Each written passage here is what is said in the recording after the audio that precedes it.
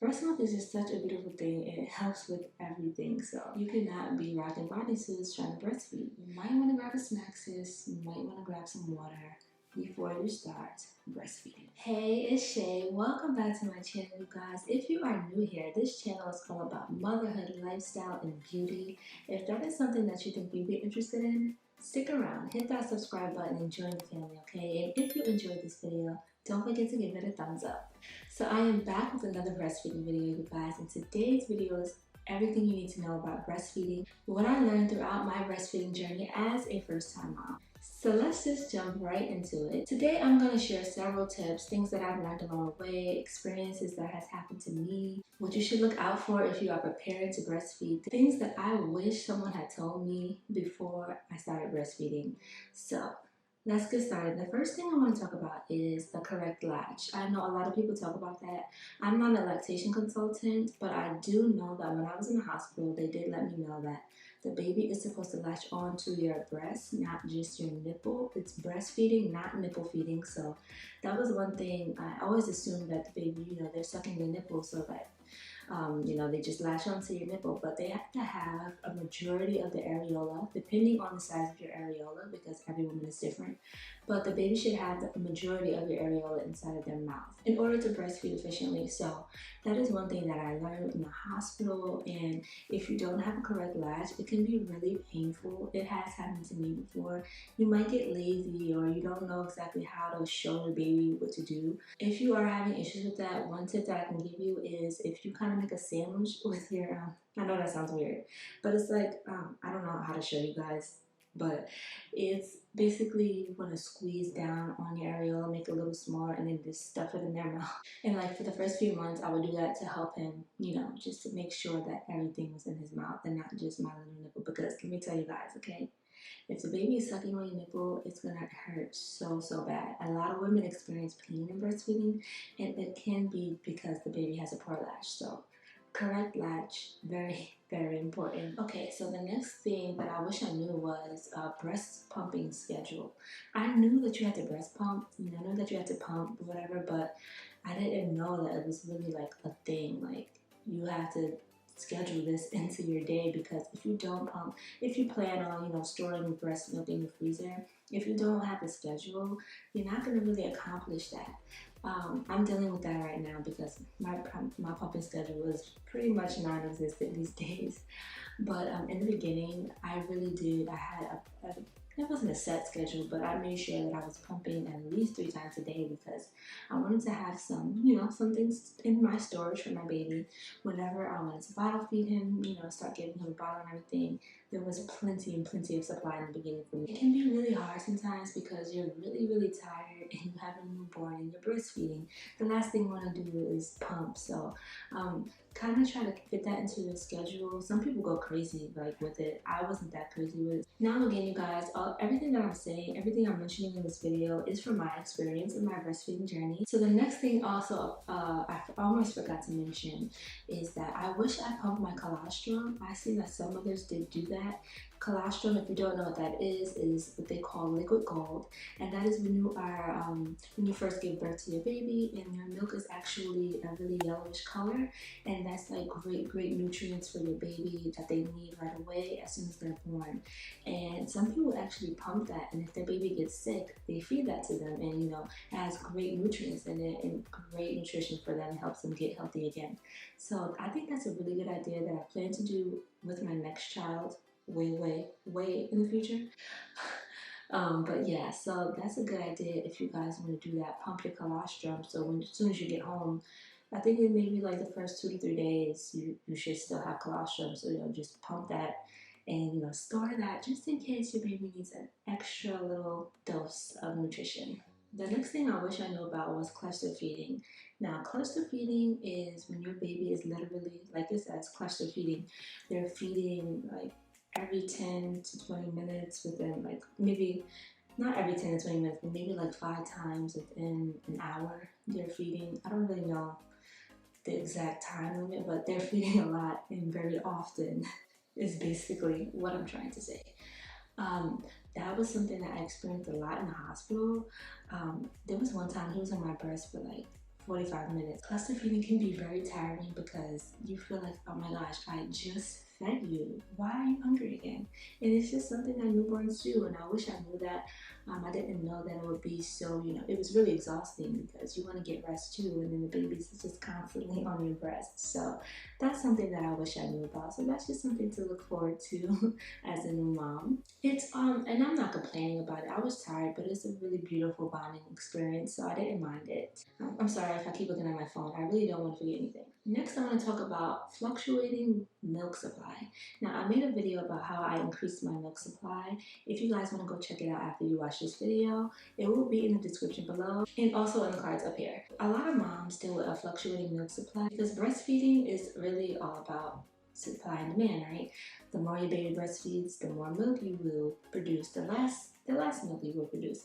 So, it's a give and take. So I dealt with that a lot as he got older and we started feeding him solids. And if I wasn't breastfeeding him as often, or if I went away somewhere for like a day or two, or I didn't see him for a few hours, even such a little small change in how much I breastfed him, I would see an increase or a decrease in my milk supply. And I experienced a huge decrease in my milk supply when I started bottle feeding, and we did 2 bottles a day. I did talk about that in that video, so go check it out. And right now it's kind of stable because I've been home with him frequently, but I am going away next weekend, so I'm trying to be more conscious of making sure I'm pumping frequently while I'm away so that it doesn't make much of a difference. But that's something you might have to deal with, is a fluctuating milk supply. Just know that it is supply and demand. So the more your baby feeds, the more milk your body should make. Now, this next thing I'm going to mention, I knew nothing about. No one ever told me this.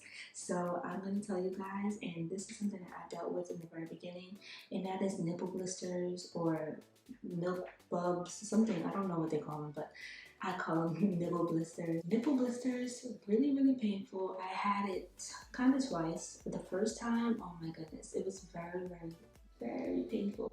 And what it is literally a blister on your nipple, and sometimes it kind of is like a little bit white on the tip, like there's milk in there. And again, it comes back to a poor latch. Make sure your baby has the correct latch so you can avoid these type of issues, because no lie, was really, really painful. Like, it was just random sharp pain sometimes, even if I wasn't breastfeeding. And when I was breastfeeding, oh my goodness, it was super painful. But he had to, I couldn't just not breastfeed him on that side because I wanted to stay even. And plus, it's also good for them to breastfeed on it so that it can help the blister go away, even though it's really, really painful. So make sure your baby has the correct latch so you can avoid that. I'm not sure if there are any other causes of nipple blisters, but I think it was because he wasn't latching properly. And along with nipple blisters, I dealt with dry nipples because my baby was constantly breastfeeding, especially when you're cluster feeding. Your nipples can get like raw and dry. I know this might be a little, graphic, but you want to keep them moisturized, because if you don't, they will crack and they won't be fun. And they won't be pretty. So along with that, a tip that I can give you guys is to put, the milk. You can just squeeze some milk out and just rub that on your nipples. That helps with the rawness, or if you have any like little cuts or anything, that helps tremendously. Breast milk is just such a beautiful thing. It helps with everything. So if you do experience like dry, cracked nipples, try putting a little bit of your breast milk on it. Moving right along to some more things that I experienced in my breastfeeding journey, that I want to warn you guys about, or just so you're aware, because no one ever told me about this. I didn't even know what this was. But I am 99.99999% sure that I had mastitis. And the reason that I say I had it is because I had a fever and I had a lump in my breast that was extremely tender and painful. The fever only lasted for 1 day for me. And I looked up these symptoms and I was wondering, like, this is during COVID. I didn't think I really had COVID or anything, but I'm like, why do I have a fever? Other than the pain in my breast, that was the only symptom, was the fever. So I had a fever for 1 day, but the lump in my breast, that painful, tender lump, was there for like a few days, maybe 3-4 days or something like that. I don't really remember. But I didn't go to the doctor because my fever went away. and I thought I was just getting better, and it did get better on its own, thank God. But if you do experience that and the symptoms do not get better, definitely gotta go to the doctor because you might need antibiotics. I was thankful that I did not need that, but I am sure, like, I wasn't diagnosed. I've diagnosed it myself. I had mastitis, okay? Maybe it's just something you might experience, but just a sign, like if you have a fever, it was like a little lump in my breast that was just super, super tender, like to the touch. Yeah, that was really weird. I probably should have went to the doctor, but yeah, I didn't. So another thing that I experienced in my breastfeeding journey that I still experience is that when I'm breastfeeding, I either get really thirsty or really hungry or both. And especially in the beginning, as soon as the baby started breastfeeding, I was like, oh my gosh, where's the water? Where's my water bottle? I am super, super thirsty right now. Like, it was ridiculous. I wasn't thinking about water until I started breastfeeding. So if you are breastfeeding, you might want to have a little station in your breastfeeding area with some snacks or some water. Personally, for me, I do not like to eat while I'm breastfeeding. It makes my stomach feel weird. I don't know if that's just a me thing, or like, comment down below if you are a breastfeeding mom and you experience that. Like, when you're eating dinner or something and your baby wants to breastfeed, you can't do both at the same time. Comment down below if you experience that, because maybe it's just me. Anyway, when I breastfed, especially in the beginning, I was really, really thirsty. You might want to grab a snack, sis. You might want to grab some water before you start breastfeeding.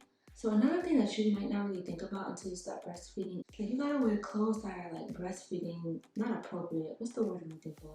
Like breastfeeding friendly, because you don't want to be out here in these streets lifting up your whole shirt. Yeah, you want to kind of wear clothes that's just easy for you. It's not really about like exposing yourself, but it's just more just so that you're not doing too much when you're trying to breastfeed the baby. Like, you can't be wearing bodysuits. Okay, I know you want to be cute, but you cannot be rocking bodysuits trying to breastfeed. Unless it's a low cut bodysuit. Let me rephrase that. You cannot be rocking, like what I have on right now is a bodysuit, like it snaps at the bottom. I can't wear this if I'm going out the baby because how I'm breastfeeding. I can't really like pull this down and I'm not finna snap, unsnap this and pull it up. That, no, we're not doing that. Now, speaking of clothing, in the beginning, a lot of people, you like to cover yourself and your baby while the baby is feeding. And it's kind of hard, especially in the beginning when your baby is still learning how to latch on and like you're trying to like sandwich, push your breast into their mouth, and then you got the cover, you're trying to cover yourself. And so at the end of the day, who cares about covering yourself up, honestly? You gotta feed your child. You don't have time to be trying to cover up and try to put the breast in their mouth all at the same time. So what I did was I would put the breast, I don't care who's looking, I put my breast in his mouth first and then I will cover myself. Okay? Don't be trying to do too much at once. So, as your baby grows from a newborn and they get a little bit older, they might go through like this little biting phase. TJ was going through that before he even had teeth, and it hurt, okay? It was not fun. He actually, now that I'm thinking about it, he hasn't done that in like maybe like 2 weeks or so. And he has 2 bottom teeth now. But when he did, first grow his teeth, he was trying them out on my nipples, and I did not appreciate that. Alright guys, so I have one more thing for you, and this is something that I've heard people talk about, but I didn't think it was really going to happen to me. Because one, I don't have large breasts. I never had large breasts. But of course, when you have milk in your breasts, they do get bigger and bigger and bigger and bigger. Especially in the beginning, because when TJ was a newborn, y'all, I looked like I had breast implants. It was ridiculous. They were hard and just big all the time. And then as my milk regulated, it kind of went down a little bit, but it never went down to its original size. But what I'm getting at here is that your boobs might start to, have a little gravity to them. They might start to, sag a little bit. And that was the case for me, y'all. I didn't really have to wear a bra with every outfit. I was one of those girls who didn't have, huge breasts. So certain clothes, I didn't have to wear a bra. What? I cannot do that now because, they're not as perky, and they're a little bigger. So You know, there's just something that comes along with the territory of breastfeeding. Your breasts might not look the same as before. Let's just keep it at that. So that is something to look out for. You know, make sure you're wearing a bra. Make sure that you're taking care of your breasts, because if you don't, they will get, you know, stretch marks and look saggy, and it won't be cute. I even heard that aloe vera really helps with that. If you rub some aloe vera, I haven't even tried this. I should do this. But if you rub some aloe vera on your breast, that it's really, really good to keep it nice and tight and firm. And yeah, just make sure you're taking care of your breasts, because they might get a little saggy, most likely. So that is it for my video, you guys, on what I wish I knew about breastfeeding, everything you need to know about breastfeeding as a first-time mom. And I hope you guys enjoyed this video. If you did, don't forget to give it a thumbs up. And if you aren't already subscribed to my channel, what are you waiting for? Hit that subscribe button right now, okay? And join the family so that you do not miss out on any of my future videos. I love you guys, and I will see you in my next video.